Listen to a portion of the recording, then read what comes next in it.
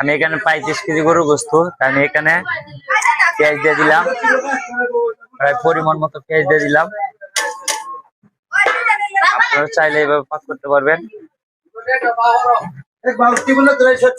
এরপর আমি হালকা রসুন এখানে দিয়ে দিলাম।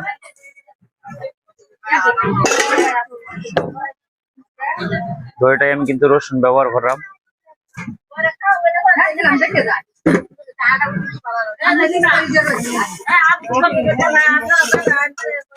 আমি এখানে আদা ব্যবহার করলাম, পরিমাণ মতো দিয়ে দিলাম। আপনারা চাইলে এভাবে দিতে পারবেন। আদাটা একটু বেশিরভাগ দিলে গরুর গোশত খুব টেস্ট হয়। আমি পরিমাণ মতো মরিচ দিয়ে দিলাম।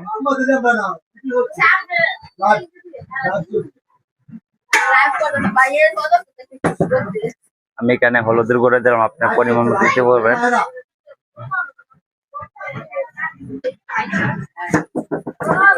আমি এটা ধনিয়ার পাখি দিলাম। ধনিয়ার পাখিটা কিন্তু গরুর গোশত কম দেওয়া লাগে, নাহলে কালো হয়ে যায় তরকারি।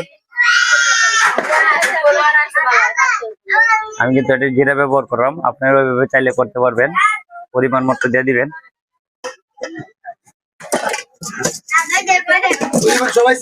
আমি লবণ ব্যবহার করলাম, তাই এখানে আমি 300 গ্রাম লবণ দিয়ে দিলাম।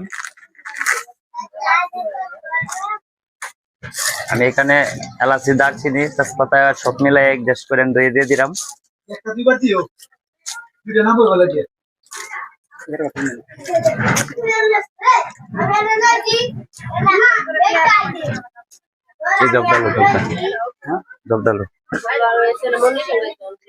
আমি কিন্তু এখানে হালকা টমেটো দিয়ে দিলাম, তরকারিটা টেস্ট হওয়ার লাগে।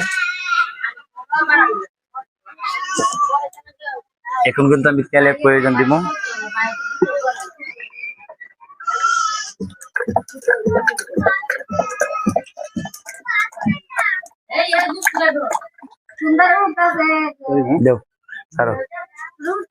আমি এখানে প্রায় 2.5 কেজি তেল লয় জগে, 2.5 কেজি তেল দিয়ে দিলাম।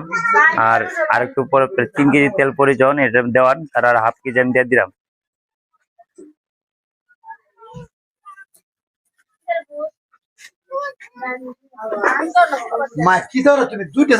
আমি কিন্তু হালকা একটু কাঁচামরিচ ব্যবহার করলাম। আমার এই পর্যন্ত মশলা দেওয়া শেষ। আমি এটাই এইভাবেই পর্যন্ত দিয়ে দিলাম, পরে আর লবণটা টেস্ট করা যাবে শেষ।